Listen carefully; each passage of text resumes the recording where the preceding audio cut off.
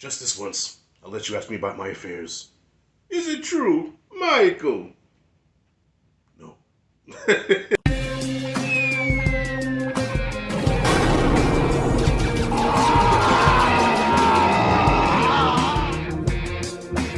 Alright, y'all, as you can tell from the smile on my face, I am happy as shit to finally get to talk about one of my favorite franchises of all time, The Godfather. Yes, even that third movie, which a lot of people dismiss. But I'm here to talk about The Godfather. Alright, the classic family crime saga tale. Okay, I can't even call this a gangster picture or a mafia picture, because even though it's about the mafia, but mafia's never even said in this movie. Alright?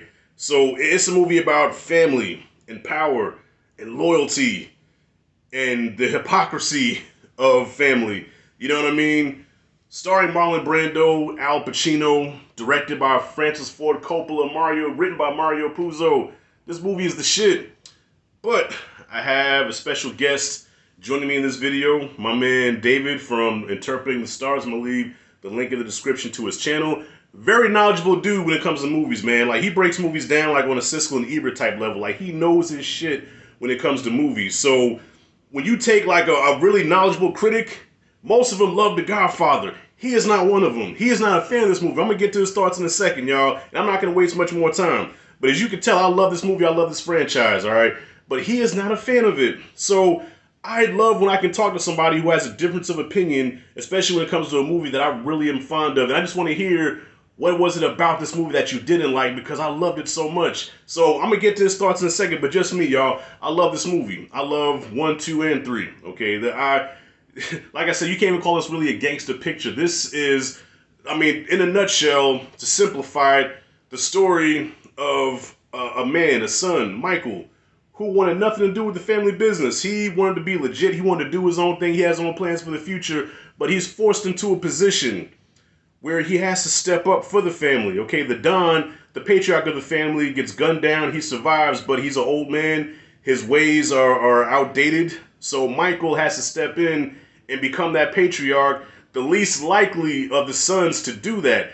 Because Santino, Sonny, James Caan, he was supposed to take over the family business when the Don was ready. But even the Don knew that Sonny was not that guy. He knew that Santino, he was too much of a hothead. He loved the women more than business. He was too unhinged. But he was next in line. And of course, Fredo, forget about it. Fredo was too weak. Fredo was there when the Don got shot. But Michael, he wanted Michael to be a politician. He wanted Michael to be in the legit world, but still be powerful and be the guy that helps bring the family into the legitimate world, which is Michael is still trying to do. So this was Michael's story. So most gangster movies are about the rise and fall of the gangster, like Scarface, which is another one of my favorite movies. But Scarface is about the rise and fall of a gangster. Most of these gangster movies have the same tropes and the same beats, okay, about the rags to riches story, the riches to rags. But no. This is about family.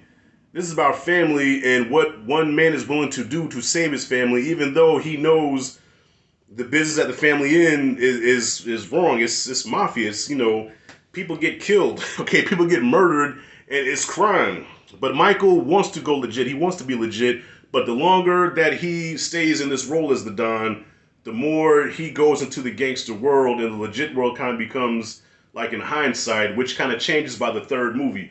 All right, so that's pretty much it in a nutshell. But before I continue, I want to give the floor to David and let David express to you, show to you what he thought about The Godfather.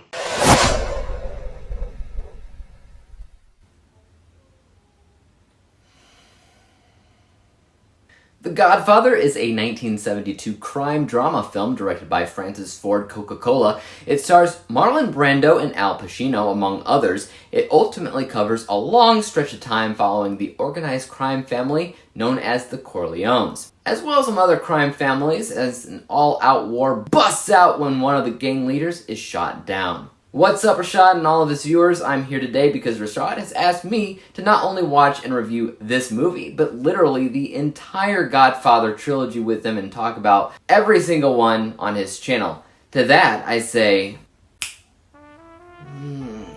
What? Why come to me? Why? Why not go to Perez, Sarah, or Jacob Martin? Why me? I am notorious for holding my absolute biggest hot take when it comes to this movie, and that is, I don't like it. I think that it's way overhyped, overrated, all that. I do not consider it to be a masterpiece, and okay, now that all of your viewers have left, I can say that I understand why others might consider it to be a masterpiece. This is one of those rare examples of a movie that technically checks all of the boxes that you would normally see with a masterpiece, but literally does not engage my attention or interest at all. Honestly, this was my second time watching the movie all around. I never intended to watch it again, but I accepted the challenge. I also haven't seen the other 2 movies in the series whatsoever, so that'll be interesting. Let's start off with some positives, because I'm not going to just sit here and say that it's garbage all around because I don't like it, because it is indeed masterfully made, for the most part. So first impressions are a big thing, especially for this film. And right from the get-go, you get a good sense of tension.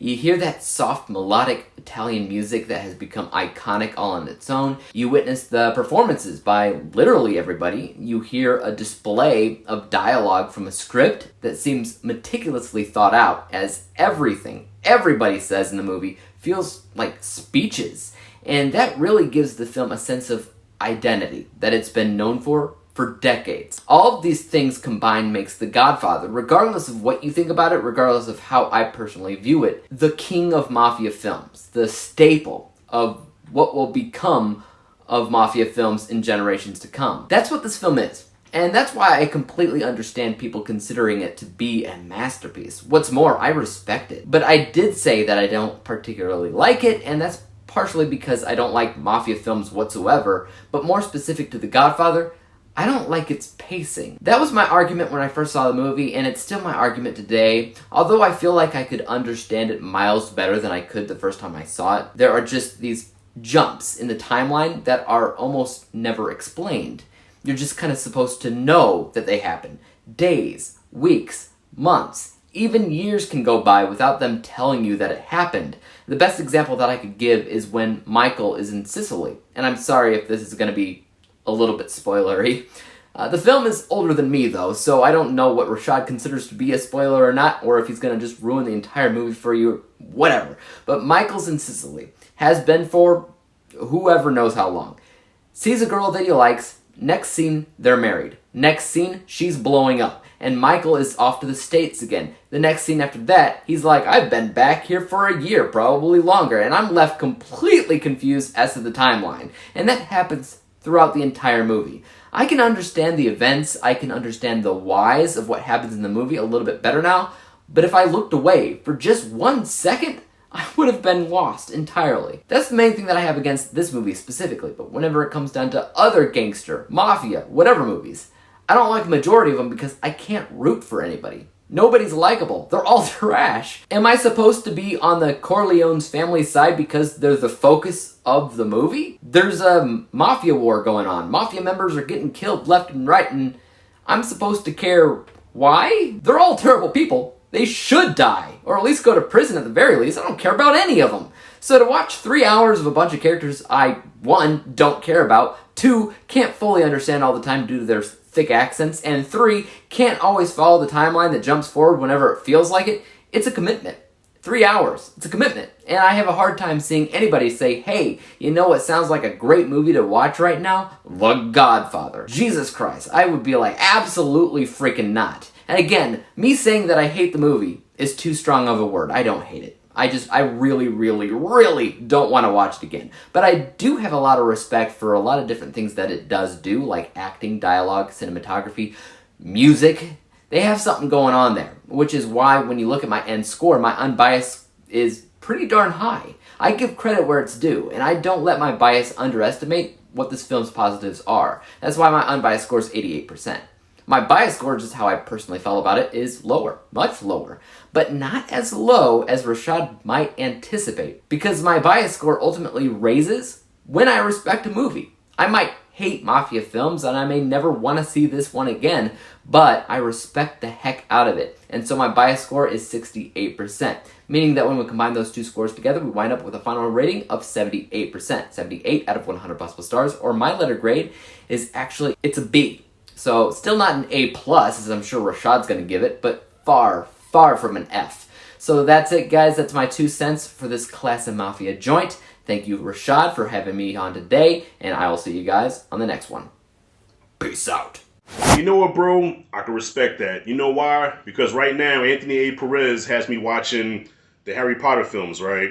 And like you, I could not really shit on the movie, even because I'm starting out with the first one, right?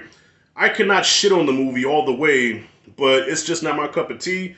But I can understand why there's such a following for this franchise, why there's such a love for the franchise and for this movie, you know what I'm saying? And you have the same sentiments when it comes to The Godfather. You respect it, and you understand why people love it, but it's just not your thing. And I get that.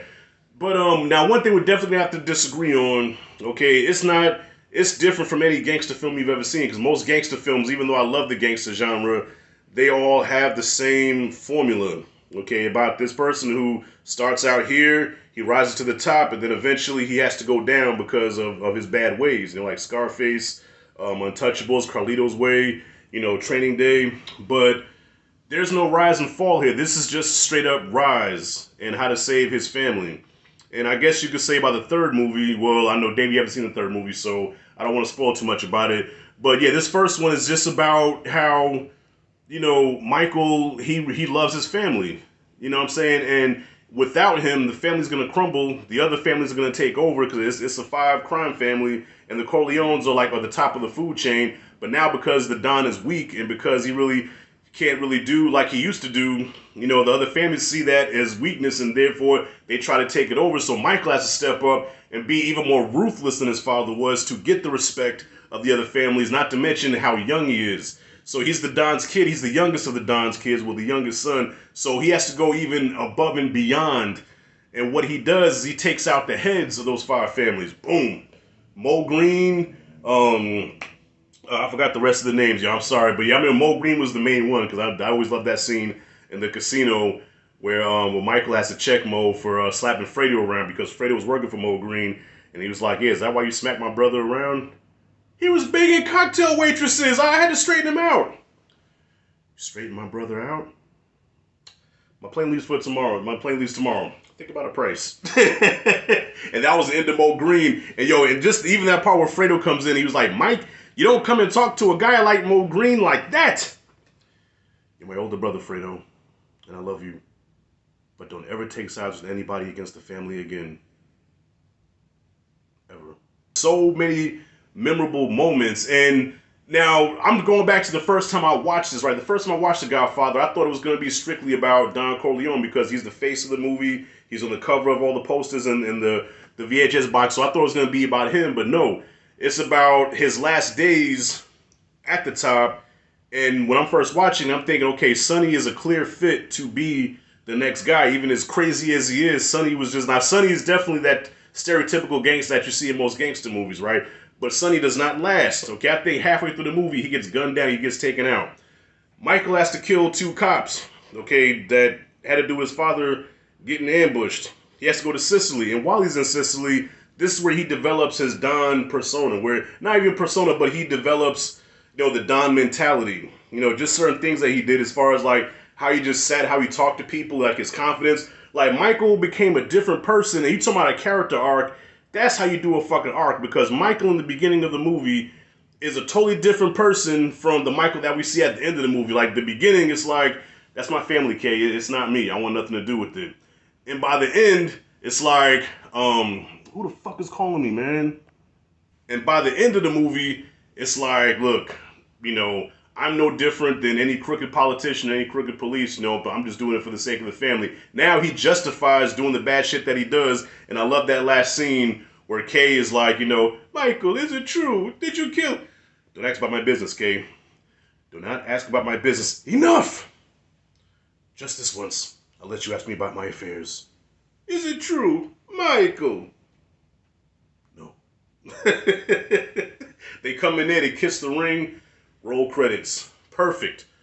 Perfect. That's what separates this movie from other gangster films, is that you feel like you're a part of this family. That's the way Coppola shot this movie. He wanted you to feel like you were a part of the Corleone family. I mean, even just a little minute things like dinner, cooking and at the table, you know what I'm saying, fellowship, and you feel like you're part of the family. So by the end, when the movie goes off, you're like, damn, I want to see more of this. I mean, at least that's how I felt. Like, Dave, I appreciate you watching it again, but come on, man, there was not one time where you felt like, damn, I could be in this family, especially how good they were eating. Shit. For that lasagna, man, invite me over any day of the week, twice on Sunday. So yeah, not to take much more time, I love The Godfather. I love everything about it. And even as a gangster film, the violence is really, there's not a whole lot of violence in this movie. There's not a lot of blood in this movie, okay? Besides the Luca Brasi kill and when he took out the 5 families at the end and the cops that he killed and Sonny's death, it wasn't that, I guess this Rashad, you just mentioned, yeah, it's violent, but not like Scarface violent, okay? Not Carlito's Way violent, all right? But there is violence, but not like so gruesome violence where a small kid can watch it. A kid can watch The Godfather right now. I mean, it would bore the shit out of him, but a kid can watch it and he won't be like, that's gross or that's too much to handle. Nah. It's real toned down violence. But anyway, wrapping this up, y'all, I give The Godfather an A+. And this is Al Pacino's breakout role. So this is one of Marlon Brando's finest performances. Won 3 or 4 Oscars. You know what I mean? Coppola is the motherfucking man. And I think only Coppola could have made this movie because he's such a proud Italian. That's why, not a lot of the Italian stereotypes are in this movie. You know what I'm saying? Like, you watch a lot of Italian, gangster stories, not including Scorsese, but they're, really just caricatures of Italians. You know what I'm saying? But Coppola really took care and really paid attention to detail and really showed the beauty of the Italian culture and that they're not all gangsters and evil and bad people and savages, but they're actually loving, kind-hearted people. They just have different ways of handling shit sometimes. I'm talking about as far as in the gangster world. So that's it, and that's all. A+++++++ for